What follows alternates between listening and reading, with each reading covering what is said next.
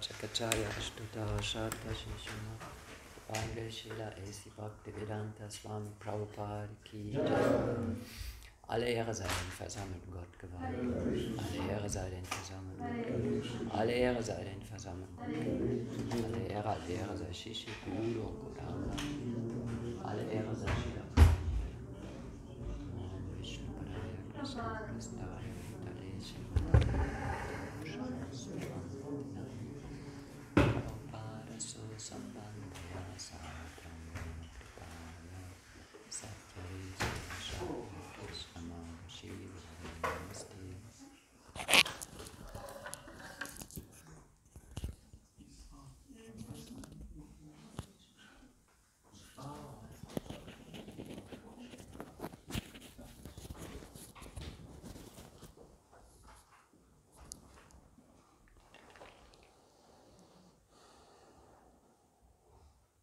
Hare Krishna, guten Morgen.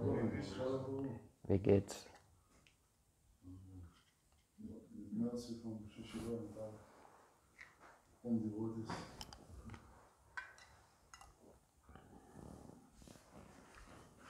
Jetzt am Wochenende ist Ram Navami oder nächste Woche? Am Sonntag, Ram Navami.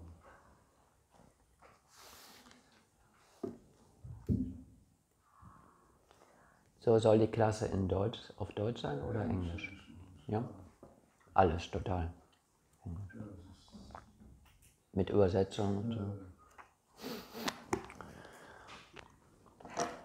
Namo Om Vishnu Padaya Krishna Prastaya Bhutale Shrimate Bhaktivedanta Swamini Namine Namaste Saraswati Deve Gauravani Prajarine Nirvishesha Shunyavadi Pastatya Deshatarine.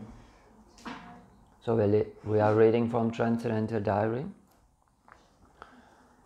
and we are with Srila Prabhupada in Vrindavan, 1976. Actually, almost the whole book is Vrindavan. So he stayed a long time in Vrindavan, at least until end of November, which is the end of this book.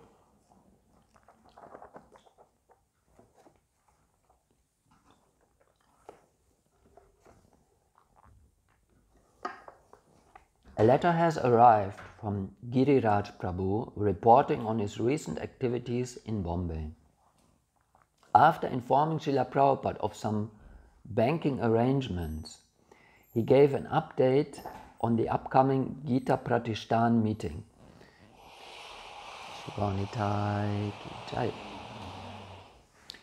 Have you read that already? Habt ihr das schon gelesen? Ich frage nur, weil das oft passiert. So, it's about a letter now that comes from Giriraj Prabhu, who is a temple president in Bombay, and he is reporting about that. And it's also about an upcoming meeting, Gita Pratishthan, to which Srila Prabhupada was invited. Have you read that? No, you don't remember. If you notice you have read it, tell me, then I will find another place to read on. I spoke to Ram Krishna Bajaj the day before he left for Europe, and since then I have met his secretary in charge of Gita Pratishthan. The secretary says that Mr. Bajaj will arrange for accommodations for all devotees in our Sankirtan party, and in addition he is willing to publicize our program throughout the district. Mr. Bajaj suggested that we have the program in his family temple in Varda, since Paunar is just a small town about 8 miles away. He suggested we could have the program the day before the actual Gita conference begins, and that day is Saturday.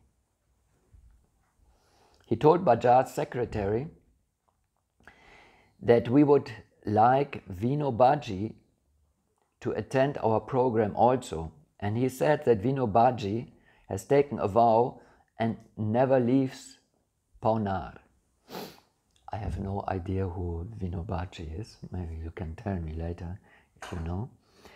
He suggested that we could arrange a separate program for Vino Baji in Paunar, perhaps on 1 or 2 evenings of the conference itself. The official talks by members of the committee will take place throughout the day, and the 2 evenings are free. Mr. Bajaj wants to arrange a committee meeting on one of the evenings, so we might be able to have our program on the other evening.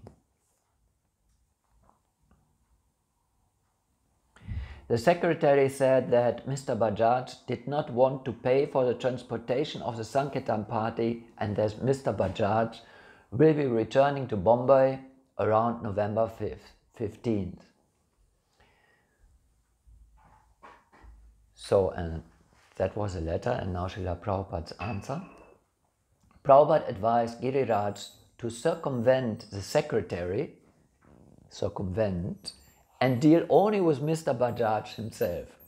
Otherwise, he advised our men could go on our own bus if it is available.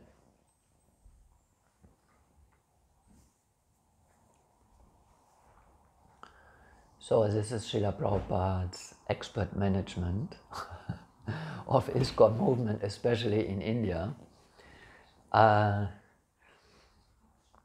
It seems there had been negotiations about Gita Pratishthan, was an important meeting of spiritual leaders, I think, if I remember correctly. They had a Gita meeting and were talking about the Gita, and Prabhupada was also invited and the devotees were invited. And now they are negotiating, but with the secretary of the person who's really in charge. And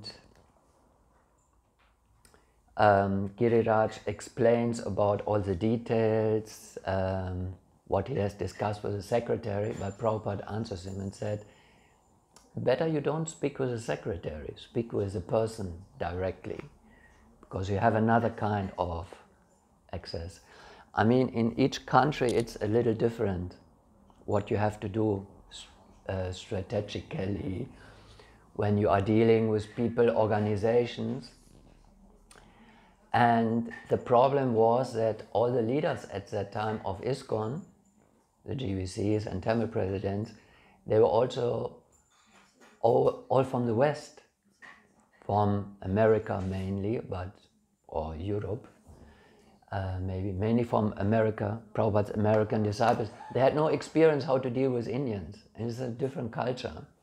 So Prabhupada, being Indian and also being, how to say, a person with a lot of expertise, knowledge and experience with the world, how to negotiate things, everything.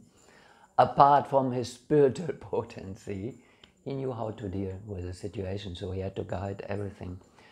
That was also a reason why Prabhupada in his later years stayed most of his time in India actually, which was not the case in the beginning.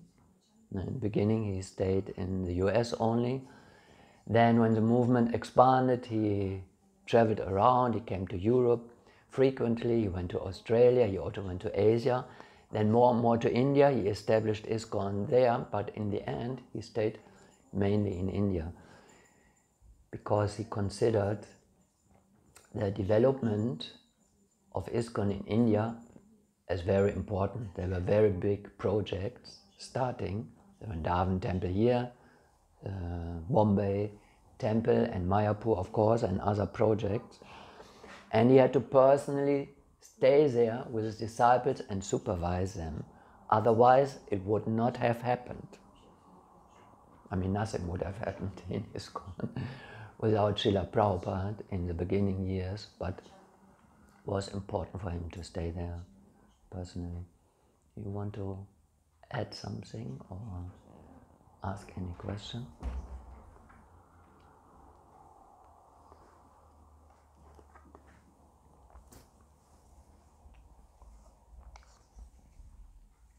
Shall we read on a little bit?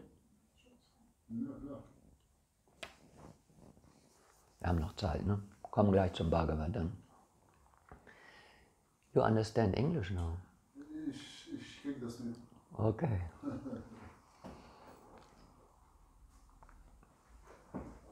So now another point from the letter. The letter goes on, and Giriraj is mentioning another topic. On his other current main business, Giriraj wrote that he and the Bombay devotees have been busy enlisting the support of our life members and leading citizens, and that many are coming forward to help with statements attesting to the authenticity of ISKCON and Krishna consciousness.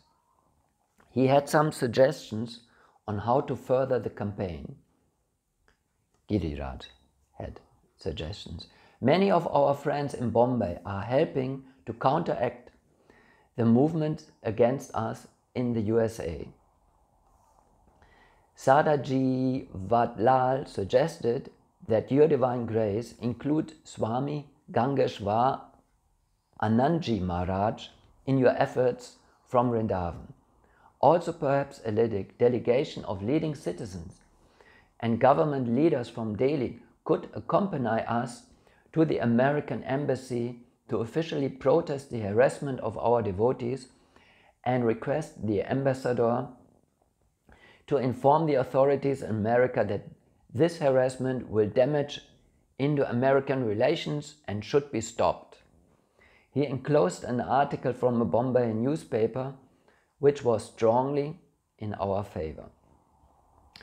Prabhupada was pleased with Giriraj's efforts. It is good that our friends are coming forward to help in Bombay. Let them present a statement that this is a genuine movement. All Indians are interested in spreading this movement. Krishna is accepted as Supreme Lord by all Indians. His birthday ceremony, Janmashtami, is observed by all Indians. In Bombay, there is an embassy branch. Our Bombay friends should go there to express their protest. Giriraj also gave an upbeat account for the recent festivities at their temple. We had a very nice celebration for Govardhan Puja and about 1,000 persons attended. We prepared a big mountain of prasada and served full meals to all the guests. Of course, we had a full program of Krishna consciousness, including a drama of the story of the lifting of Govardhan Hill. We also had a very important program at the house of a leading doctor of Bombay Hospital, who is also related to the Birlas. Mr. and Mrs. Mohata and Mrs. Birla, Ashok's mother, also attended and were exceedingly pleased. Later, Dr. Joa said he would help us collect funds from the Gurukul. He said he could get at least 100,000 rupees from Mr. Maheshwari, who has already given me 50,000 rupees, a very substantial donation from the Birlas. He said he would approach members of all communities, and he seems more sincere and enthusiastic than Mr. Mohata himself. Presently, I am compiling a brochure for the Bombay Gurukul to facilitate the collections. He signed his letter, "Your dog, Giriraj Das Brahmachari."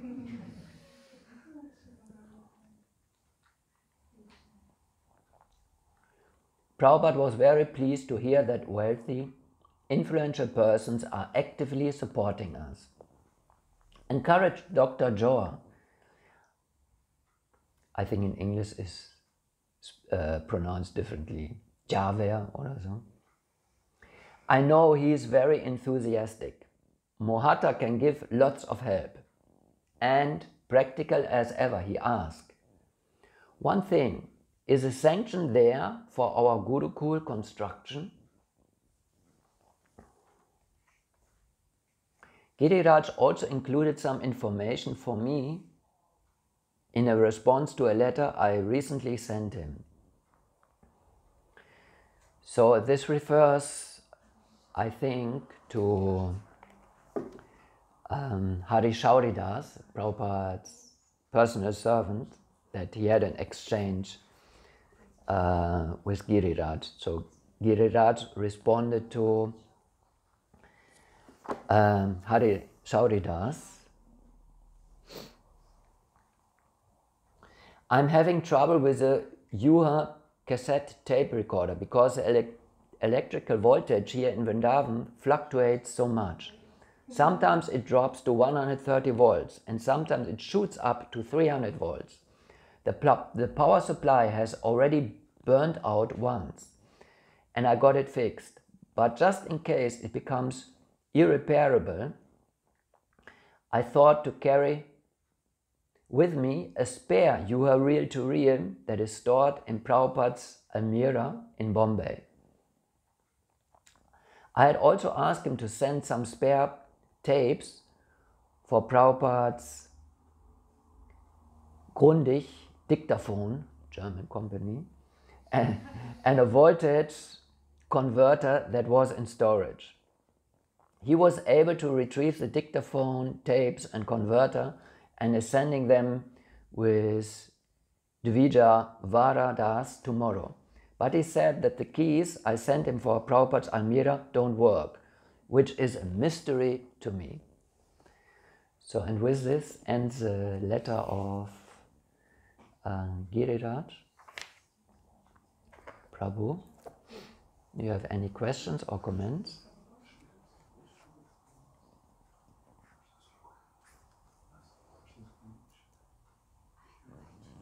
Yeah, Lilamrita has a question. Yes, please.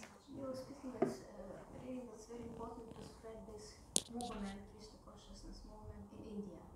My question is, so concerning the devotees in the Ukraine, or as an example, devotees in the South America, they react maybe more than the devotees or people in India. Yes, they're not daughters and sons of Bharata, yes, but nevertheless, it's very, how to say, it's very powerful. Why is it so? If it is so. I don't understand the question. So, to spread Krishna consciousness in India, it was written here, it's very important. Yes? And my question is, why it's so happening? Because India is the land of Bharata, so the people in India, they have this in blood, so to say. But why is it happening so that the Ukraine or South America, they increasing it maybe more powerfully than in India it is being increased? Why is it, how it is possible to explain? I still don't understand the question really so much.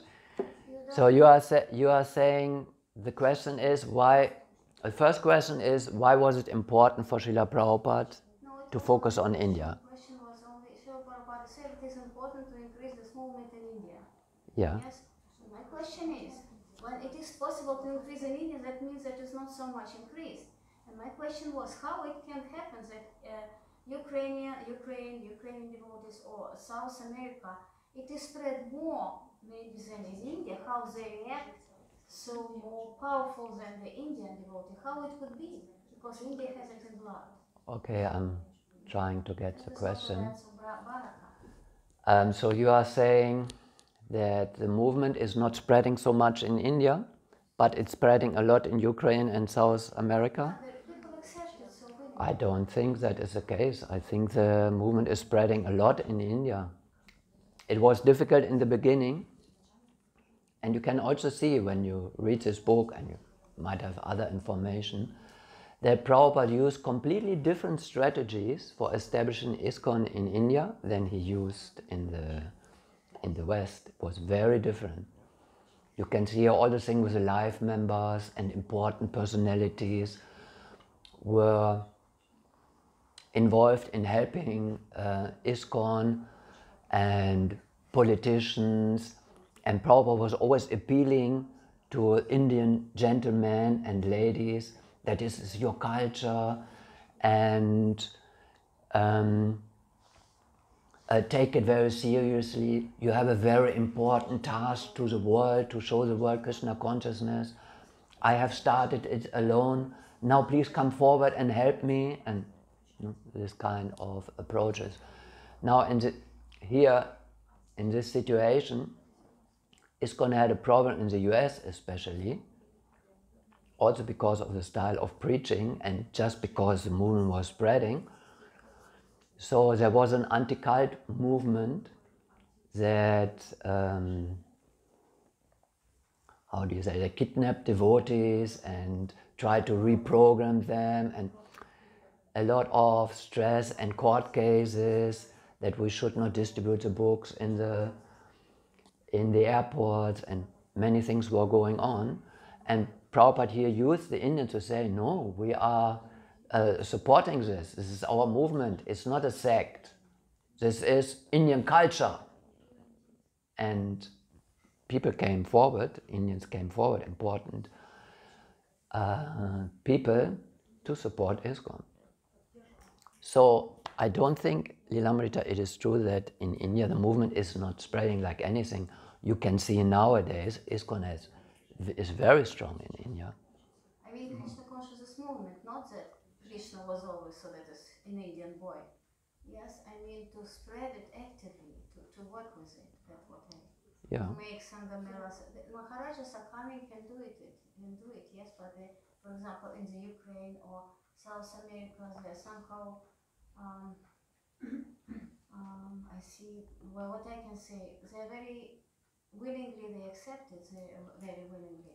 I think she means the reaction to the movement was much stronger in like the West than in India. Like they didn't react in a pleasant way, Indian, as people thought they would.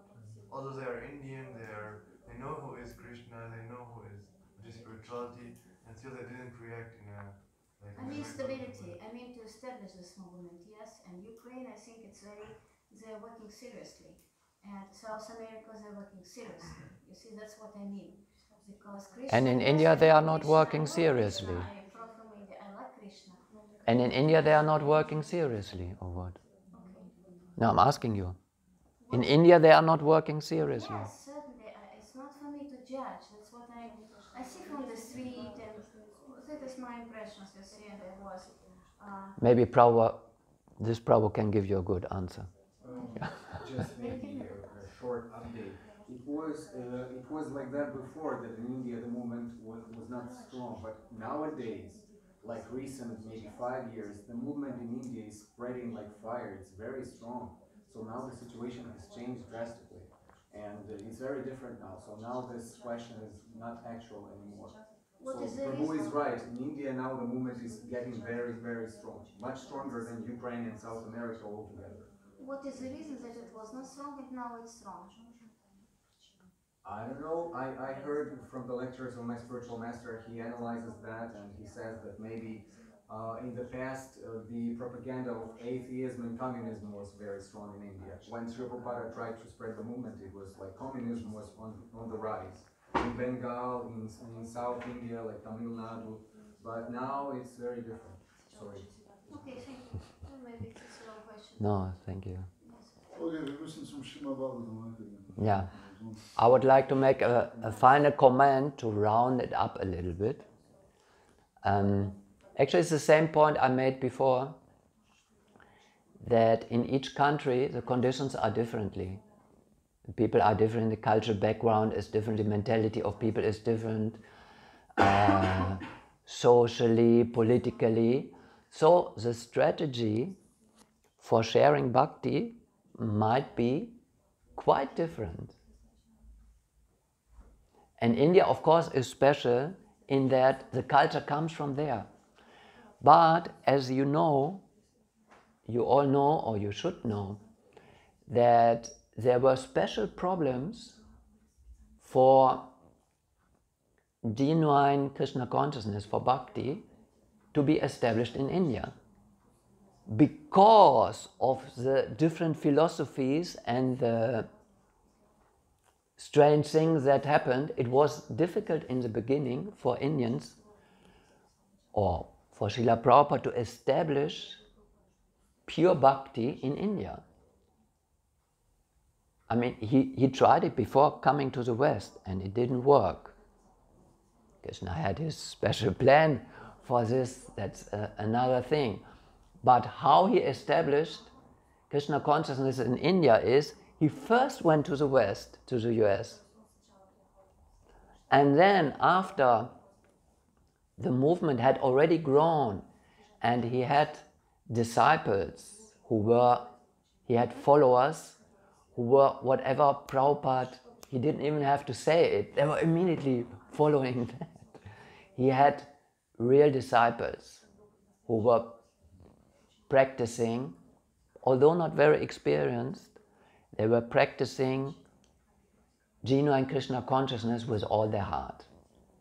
And with those devotees, disciples, Prabhupada had more power, he came back to India and established it there and drove out all the false interpretations of the philosophy, the different things there. So this is particular in India, the spreading of Krishna consciousness is different. You need to have knowledge, you need to adapt to the situation. And in every country it's different also. In Germany it's also different. In Germany or Western countries, you can see at the moment most devotees that attend the programs, or also even the community who are there, are not, in Germany, they are not Germans. In England, the movement is big. Most of them are not English or British from their heritage. In the US, many countries, not all the countries. So, in each country, you really have to see what the conditions are. Social conditions, political conditions, how people think, what is their belief system, what are their problems in accepting Krishna consciousness. Therefore, it's always very important that the local devotees there, who know best the mentality, they really grow spiritually and become mature and take the preaching in their hands. This is not only nation-wise, it's also generation-wise. Young people can best preach to young people. It's like this, like that. Doesn't mean that an old person cannot preach to young people. Prabhupada showed us how to do it. It's not impossible.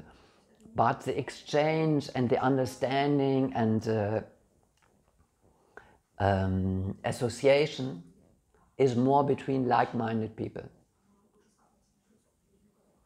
So this is an important aspect of sharing Krishna consciousness, and sharing Krishna consciousness is very important for us as a movement and for us as individual devotees also. So that's why individual preaching, or how to say, the individual feeling of each devotee that he or she wants to share Krishna consciousness, you have a special capacity. Each one of you has a very special capacity of sharing, showing Krishna consciousness to others, that others don't have in the same way. You just have to find out what it is and practice. No? That's why Srila Prabhupada encouraged, or the acharyas encouraged, that everyone individually, according to their means, should have the spirit and try, and the courage and try to share this with others. This is very important. Not only the movement, as I said, we have a strategy and we do like this, and everything that is there, the techniques we have. No, individually, do it. Put your heart into that. That will be the ultimate success in spreading. So, what is the verse from Bhagavatam? 28. 28.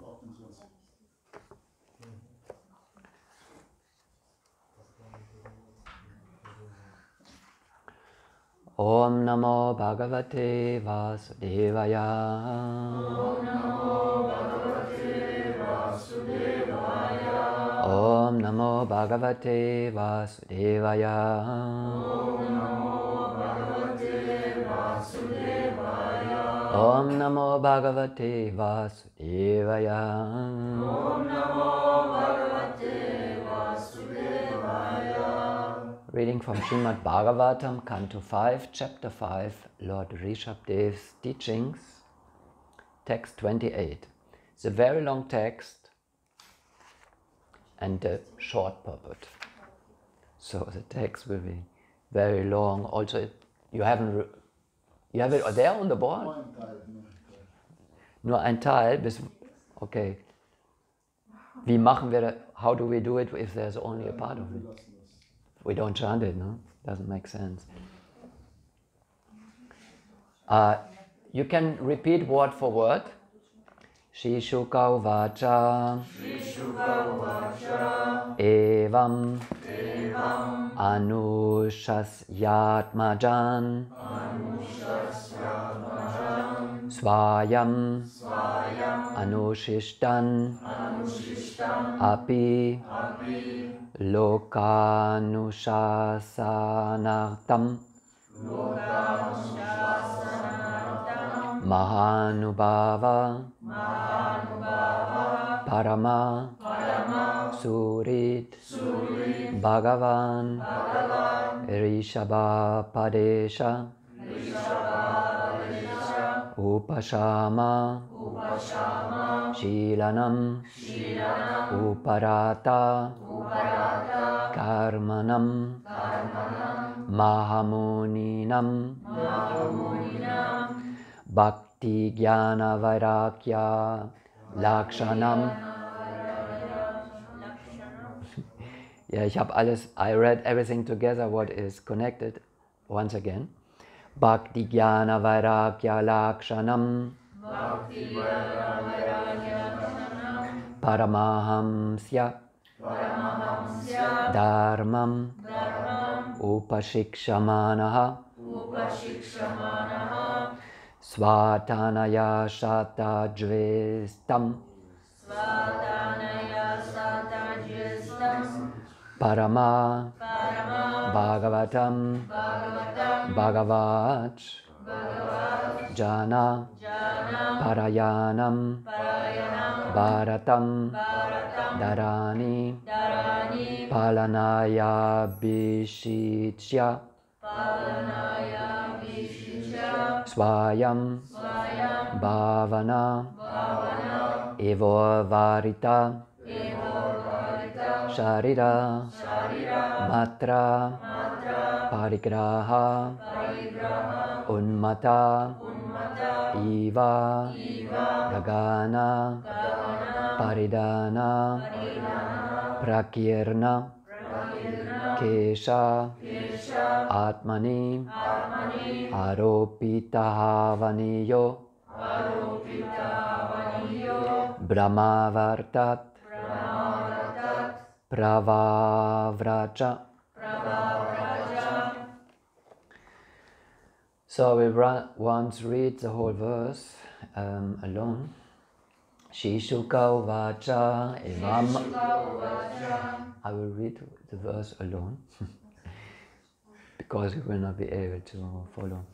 Evam anushayatmajan svayam anu Shishtan api lokanusha sanatam Mahanubhava parama surit bhagavan rishabhape padesha upashama shilanam aparata kamanam mahamuninam bhakti jana vairagya lakshanam paramahamsya dharmam upashikshamana Svatanaya Shatadveshtam Parama Bhagavatam Bhagavat Jana Parayanam Bharatam Dharani Palanaya Bhishitya Swayam Bhavana Eva Varita Sharira Matra Parigraha Unmataiva Gagana Paridana Prakirna Kesha Atmani Arupitavaneyo Brahmavatat Pravavracham Shri Shuka uvacha Shri Shukadev Goswami said Evam in this way Anushasya after instructing Atmajan his sons Swayam personally Anushishtan highly educated in culture Api although Loka Anushasana Atam just to instruct the people Maha Anubhava the great personality, Paramasurit, everyone's sublime well-wisher, Bhagavan, the Supreme Personality of Godhead, Rishabha Apadesha, who is celebrated and known as Rishabdev, Upashama Shilanam, of persons who have no desire for material enjoyment, Uparata Kamanam, who are no longer interested in fruitive activities, Mahamuninam, who are sannyasis, Bhakti, devotional service, Jnana, perfect knowledge, Vairagya, detachment, Lakshanam, characterized by Paramahamsya, of the best of human beings, Dharmam, the duties, Upashikshamanaha, instructing, Svatanaya, of his sons, Shata, 100, Jyestam, the eldest, Parama Bhagavatam, a topmost devotee of the Lord, Bhagavat Jana Parayanam, a follower of the devotees of the Lord, Brahmanas and Vaishnavas, Bharatam, Bharata Maharaj, Dharani Palanaya, with a view to ruling the world, Abhishishya, placing on the throne, Swayam, personally, Bhavane, at home, Eva, although, Urvarita, remaining, Sharira Matra, the body only, Parigraha, accepting, Unmata, a madman, Eva, exactly like, Gagana Paridana, taking the sky as his dress, Prakirna Shesha, no, I was wrong, Prakirna Kesha, having scattered hair, Atmani, in himself, Aropita, keeping, Ahavaniya, the Vedic fire, Brahmavartat, from the place known as Brahmavata, Pravavraja, began to travel all over the world. Well, that was a good Sanskrit practice, no? So, translation of the verse, I think this is a very well-known verse, famous verse.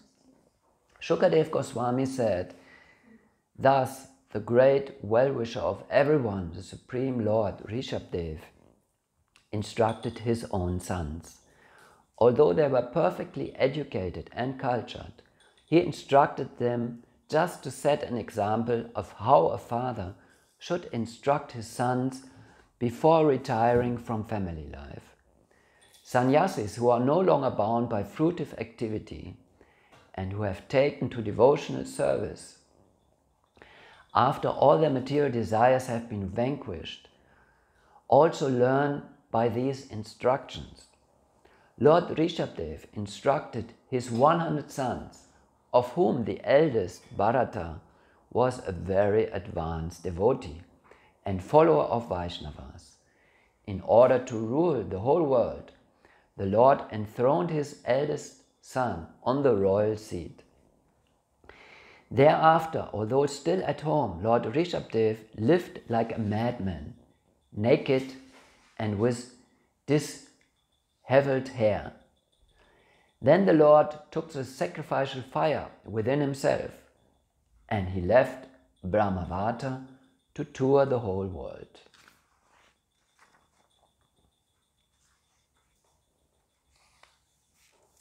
Purport.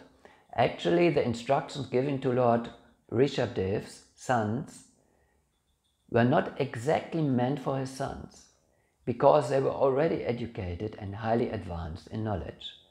Rather, these instructions were meant for sannyasis who intend to become advanced devotees. Sannyasis must abide by Lord Rishabdev's instructions while on the path of devotional service. Lord Rishabdev retired from family life and lived like a naked madman, even while still with his family. Om Jnana-timirandasya Gyananjana Shalakaya Chakshur Militam Yena Tasmai Shri Gurave Namaha Vanchakalpatarupyascha Kripa Sindhupya Eva Cha Patitanam Pavanebhyo Vaishnavebhyo Namo Namaha.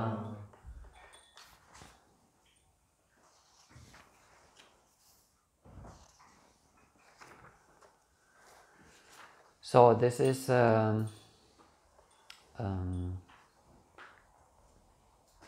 interesting verse and very interesting purport also. You may be familiar with this part of the Bhagavatam. Means the beginning of the 5th chapter. Especially the first verses are very popular. Srila Prabhupada and many other devotees have quoted them and referred to them very frequently because they carry very important instructions. But these instructions are not meant for everyone. They are especially for sannyasis. That was Prabhupada, he said. The spirit is very strongly renunciation. Very super strict. So these are verses for brahmacharis, sannyasis, and so on, with a view of renunciation. Which does not mean they are not for other devotees also. Because the renunciation spirit should be in every serious spiritual practitioner. Without a spirit of renunciation, renouncing sense gratification, sense enjoyment, renouncing this world, and turning seriously to spiritual values, to a spiritual life, to a life of spiritual commitment. Without the spirit, it is not actually possible to make spiritual advancement. And that's also why, in the very beginning of the Bhagavad Gita, Krishna already introduces this. In the very beginning, when he starts instructing Arjuna. His first lesson is the difference between spirit, soul and the material body. And the material body needs some sense enjoyment. You need to feed the body needs rest, sleep, so many things. You also have a subtle body, not only the gross body which needs food and rest and a few other things mainly, but you also have a mental body, intelligence, the ego is there, so they also have their needs. But this is, on the one hand, your body, subtle body and the gross body, they need sense enjoyment. But the soul does not need any sense enjoyment. And the soul is you. So you don't need sense enjoyment. The body, the subtle body and the gross body, they need sense enjoyment. But it has to be the right sense enjoyment in the right amount. If you increase unnecessarily, then the needs of the soul for self-realization, for emancipation, for advancement, for clearly being in our spiritual nature will be corrupted. So that's why when Krishna starts instructing about the difference between the soul, spirit soul and the material body, he also starts already instructing about the need from restricting sense enjoyment. He immediately says, the first verse is, or the second verse is that you have had so many bodies already, or the soul is passing through different bodies in this life, everyone can see. So in the same way, at the point of death, you will just take on another body. So changing of bodies. The next verse is already how we have to tolerate the coming and going of pleasures and sufferings in this world, seeing them just as the coming and going of different seasons. Spring, summer, autumn, winter is coming and going. Sometimes cold, sometimes hot. Sometimes you will be suffering in this way, and sometimes you will be suffering in another way. Sometimes maybe a little enjoyment also. All this will be there. All this will be there. But what is important is to be a self-realized person. You experience all this, but it's natural. Don't entangle yourself too much in this fight for pleasure and avoiding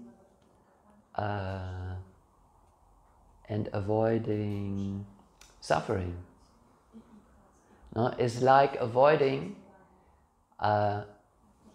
depending on where you live, but most of you come from either from Germany or from Russia, Ukraine. You have a strong winter there. You cannot avoid winter. It is coming when you live in this climate. I mean, usually, most people, not everyone, some people love winter, but most people like more spring and summer. Oh, it's pleasant, it's warm. We can go somewhere, go to the beach or go to our garden or whatever, we can enjoy there. Yeah, that's okay, but winter is coming. Next winter is coming. Now we are enjoying, maybe, we have young bodies, still young bodies, everything is okay, health is okay, the world is yours, you can pick your education, what studies you want to do, you can pick your partner in life, and you're looking forward to the future. Yeah, but other times will come along, and because this is a condition of material nature. There's birth, death, old age and disease and many problems. So how should we go through them, through these problems? Accept them as normal. Accept them as pertaining to the bodies you have taken, to the karma you have taken. The very body you have now is already your karma. So the karma will go on. But it really, really, really doesn't affect you. If you go into your real nature, your eternal nature, the more you are fixed in that, the less external things, enjoyment, suffering, whatever it is, will not affect you. It will not affect you. It will affect you to a certain extent, but you can tolerate. But you can only tolerate if you are fixed in yourself, your real life as a devotee. So, if you want to be fixed in your real life as a devotee, don't go too much in external things. Because you might think, okay, but enjoyment is okay. I will take to enjoyment. When there is suffering, I will retreat. I will be a sannyasi. But when I can enjoy, I will try to enjoy it. That doesn't work. That's how Maya works. Maya is giving you always a mixture of suffering and pleasure. If you experience suffering, you want to renounce. You want to renounce suffering. You want to get out of it. You want to when the suffering is very strong, you want to renounce from everything.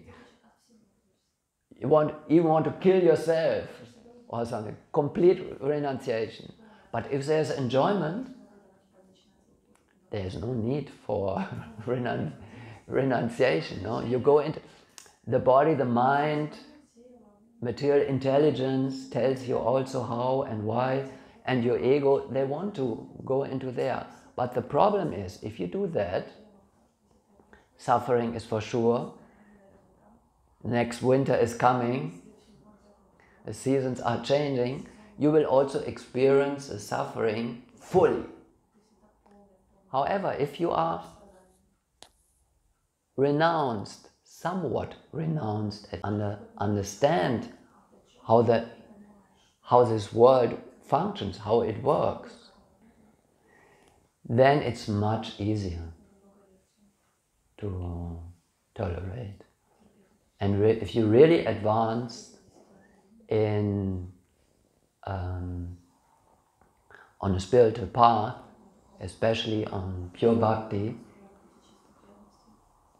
you can come to a state where you are not touched at all by it. Of course, this is very advanced. Between that, there are different stages, but you have to go through these stages to come there.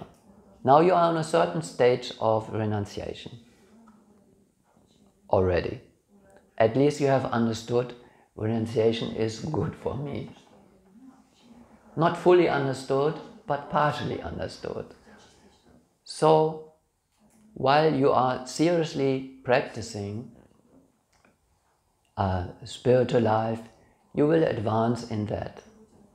You get more into the understanding, the practical application of renunciation. Which does not mean, by the way, to neglect the necessities of the body. This is, or the mind also. This is a misunderstanding. You have to take care of your body as mind, seeing them as instruments. Like Krishna instructs in the beginning of the Bhagavad Gita, 2nd chapter, that our bodies are like cloth. The real person is inside of the cloth, is the soul. So our bodies are like cloth. Should you neglect your clothes? Not washing them, not taking care if they are dirty, if they become wet, if whatever. No, you need them. You need your clothes, you need your body, you need your mind, your intelligence for this lifetime, for practicing spiritual life. Not for enjoying and suffering. That will be there, okay, but you need it for spiritual life. That's why you want to take care of them. And you have to learn to take care of them and give your bodies, subtle and gross bodies, the right amount and the right kind of enjoyment. Suffering comes anyway, you don't have to take anything on yourself. I mean, a little bhakti, which is our process for spiritual advancement, is not full of extreme austerities. Some other paths are, where you deliberately take suffering. Bhakti is a little bit connected with austerities, like getting up in the morning at 4 is austerity, or fasting until noon. No, that is quite okay, you can do it, but fasting the whole day can be more difficult. Other things are there, but it's not a very austere path. Actually, in Bhakti it's important to not be too austere. It's important to be too austere, not practice, okay, austerity. Because this spirit is also there, especially among brahmacharis, sannyasis, that, or others also, that if you see, when you practice austerities, that you get a lot of strength. The mental strength you get from that, also the bodily strength, is immense, is also a pleasure. So you may think, okay, I will now be very austere, with the idea to enjoy these powers. They are enjoyable. Going into cold water, taking cold, not only cold shower, but bathing in winter, in a cold lake, or I think many other things, many kind of austerities. That is not the goal. In Bhakti, austerities are only there, and they are always connected with something spiritual. Why am I fasting today? I'm not fasting today, I'm just giving an example. Today is Janmashtami. Why am I fasting? No? For Krishna's pleasure, to have more time to be with the devotees, to engage in hearing and chanting and services. And in the end of the day, there will be a big feast. And that is also part of the...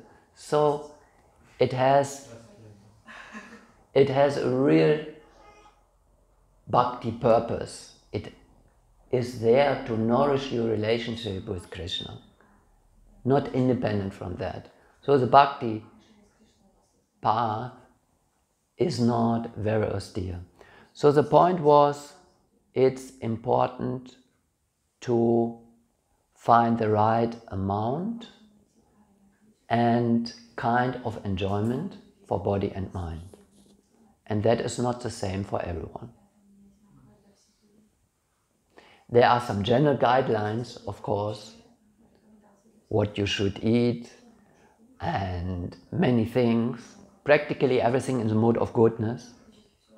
Practically everything, try to connect it with your devotional service, with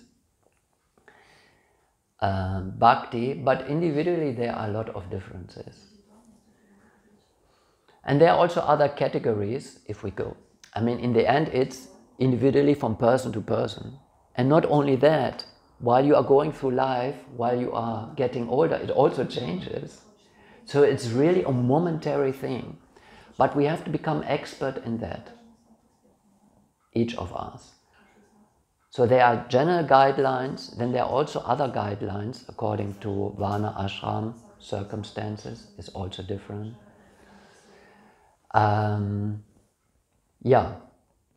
So try to understand these guidelines and try to practice enjoyment according to these, and be very alert what you yourself need.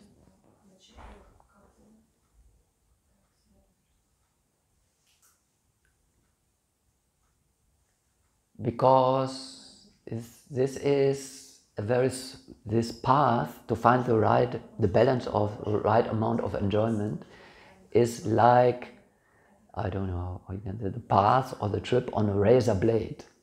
You go to one side, too much enjoyment, wow, Krishna consciousness goes down, the mind is immediately absorbed and attracted to things that take you away from Krishna consciousness. Too much renunciation, you become dry mentally, the body becomes weak, maybe sick even. So it's always this kind of thing to find the right balance. So these instructions here are important for everyone, because renunciation is important for everyone. But to the degree they are pushed here, this is for renunciates. And Prabhupada says here, sannyasi. It's not even brahmachari, but sannyasis who have left everything behind and have no purpose, no idea anymore of enjoying in this world, and have a clear goal and mission in life. Now, actually, sannyasi, you take sannyas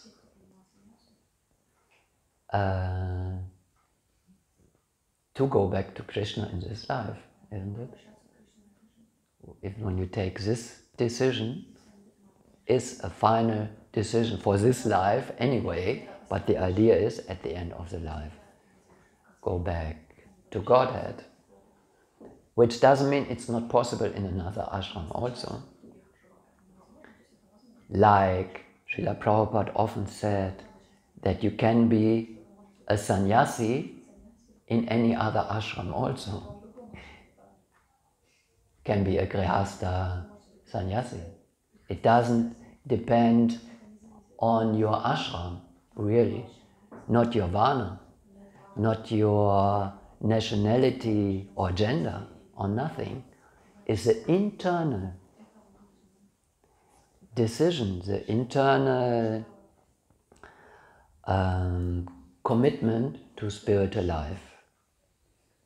Embracing fully spiritual life and leaving behind material life. And again, in this context, I have to bring it again, I said it before. I know, rejecting material life does not mean rejecting the instruments you have in this world for your devotional service, which includes your body, mind and intelligence. But only for the purpose of service. That is the spirit of renunciation. And external renunciation is also there, and it's different from person to person and from ashram to ashram. And surely sannyas ashram is the strictest external renunciation. Yeah, this is what comes to my mind in connection with today's verse and purport. Do you have any question?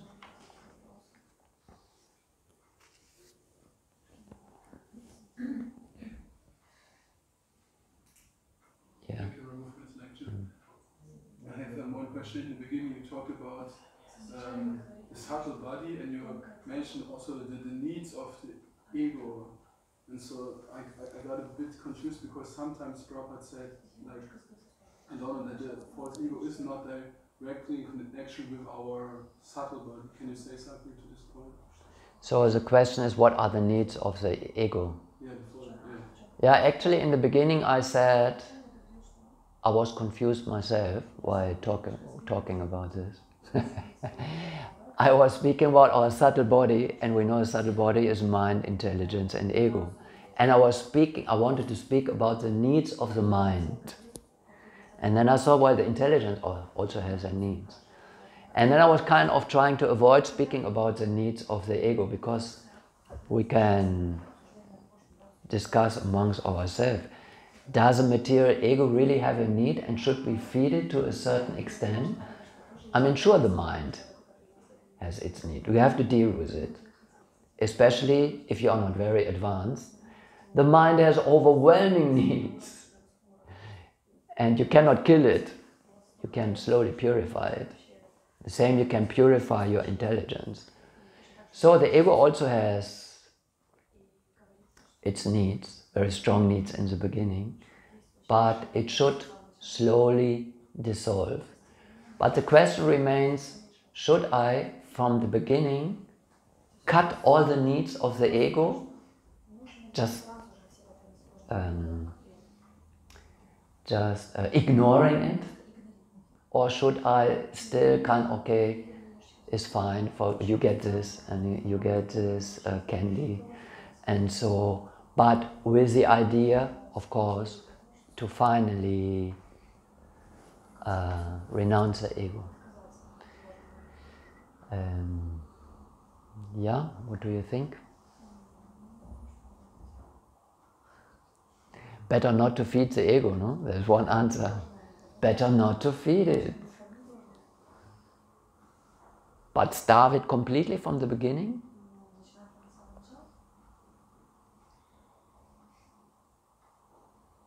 You have any ideas about that?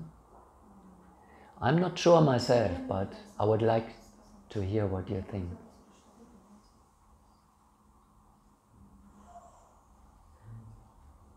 Maybe it is useful to hear about the highest level at the beginning, to know that the highest goal is like that, to establish it in your mind somehow, this idea, but then gradually, and at the same time understand that my level is of course not like this, but anyway, regularly we have to, maybe it's some kind of austerity also, regularly hear about that highest level and to move a little bit and to grab that idea in your mind that finally someday you have to go right there and not to relax at some kind of level.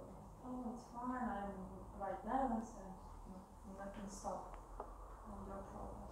Maybe. Yeah, sure. That's a very good point, a very good strategy in general. We should always know the goal of complete renunciation, of 100% fixed in devotional service. We should always know it. At the same time, we should know our present condition, which is not completely renounced, nor is it completely 100% immersed in Krishna consciousness. It's not. We are trying to do it. So you have to know your present state and also the goal at the same time, where you want to go. This is very important. Well, I'm thinking, are there any instructions who tell us in the conditioned state, with the goal in mind to get rid of the ego completely, to be 100% Krishna conscious, are there any instructions who tell us to maintain a certain level of false ego?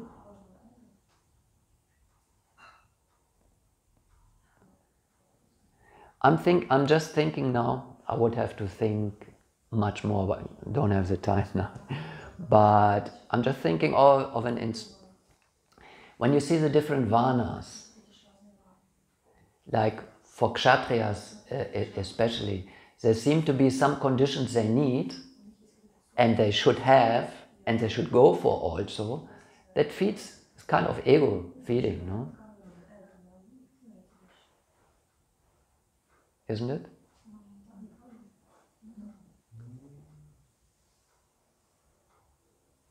To be established in, well, even brahmanas need a certain kind of understanding, ego, identity. Just the ego to be a brahmana. This is false.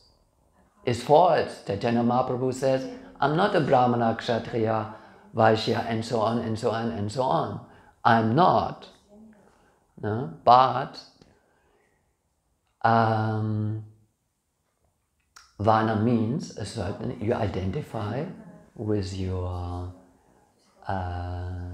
external Varna. You identify with your ashram also. Even sannyas is an ashram. I'm a sannyasi. Chaitanya Mahaprabhu says, I'm not a sannyasi. This kind of identification. And along with this identification, for Brahmana there should be less ego, very much lowered. For Vaishnava anyway, pure Vaishnava, the most important thing is when you chant the holy names, you know, is not to have a false ego. Trinata piso nichina. No, this is, the practice is there. But in your Varna and ashram, you are identified with something. It goes with prestige, position. No? I started talking about this now in connection to Kshatriyas is important that there cannot be sannyasis. No? Kshatriya cannot be a sannyasi. No? Kshatriya needs at least one wife. And why does he need a wife? I mean, for many reasons, but one reason is because it gives him kind of material satisfaction. Also his position. He needs a kingdom. Krishna personally, was, before the war in Kurukshetra, there was all attempt on the side of the Pandavas and Krishna to avoid the war. And in the end, Krishna went to Duryodhana and told him, yeah, but the Pandavas, they are Kshatriyas. They need to rule. Give them at least one village. They need to rule because they have this Kshatriya ego. Isn't it? So ego is very much involved with mind and intelligence. It is involved. If you don't have ego anymore, you don't have a material mind or intelligence. So it will always be there. And I think, yes, according to, this is my conclusion now so far, according to your position, your advancement, and your material position, your conditioning, you have to maintain a certain identification. And that means ego, no? Identification. You have to identify with yourself being a brahmachari, and that is helpful. Now Krishna says in the Bhagavad Gita, is also in the beginning, that regulation is important. It's not immediately giving up everything, it's regulated spiritual life. Our practices in Krishna consciousness are very much regulated. What is regulated there? What are the regulations? Regulations of material needs. Spiritual needs don't need any regulation. You regulate them. Means you don't throw them all immediately. You forget about all. No. You regulate them. Otherwise they become stumbling blocks on your path. You have to take care of regulation. I don't know if that helps in understand. It's a big topic, which is important to think about it and get a better understanding, I think.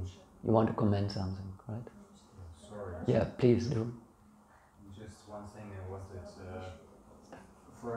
I have also been thinking about this, and one thing that I clearly see, at least from my experience from Srila Prabhupada's books, in Srila Prabhupada's books, is that he doesn't ever emphasize too much getting rid of false ego. He always emphasizes in engaging your mind, your intelligence, and your false ego in devotional service. Your false ego actually has to become your real ego in the end.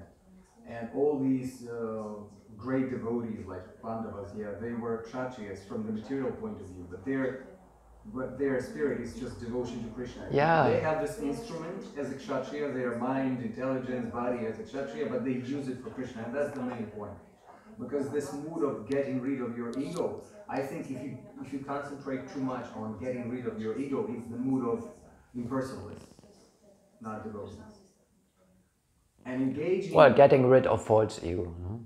Yeah, too much concentration in that, oh, I'm getting rid of my false ego and everything like this. It's the mood of impersonalists more than devotees. Devotees, they're concentrating on engaging everything that you have in devotional service, and that will awaken your real ego. Yeah, I find it such a good point that Prabhupada used false ego of people to engage them in Krishna consciousness. We have just read it here, Indian. No, you are Indians, this is your great culture. Spread it. No, what is this Indian? Who is Indian? Well, yeah, it's important. And to the Americans he also said, you are all American boys and girls. Americans are supposed to do something wonderful. Do something wonderful for Krishna. Well, it's the ego as being inspired to pick up devotional service.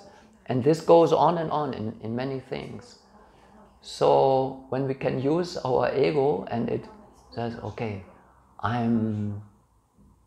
we do it also in our practical service, no? If you have some success in some service, like you are a good cook, that inspires you. I want to become a better cook. I want to please the devotees. I want to become a better book distributor, or whatever. No? And we are feeding this also with book distribution, for example. And there are all these festivals and so many books.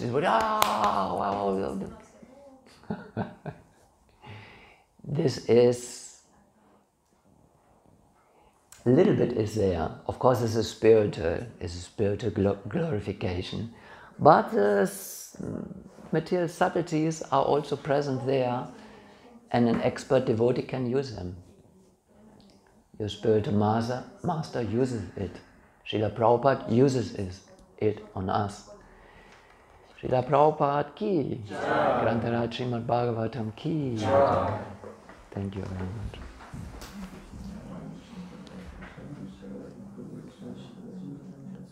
Bhakti Bhushan Swami Prabhupada Krishna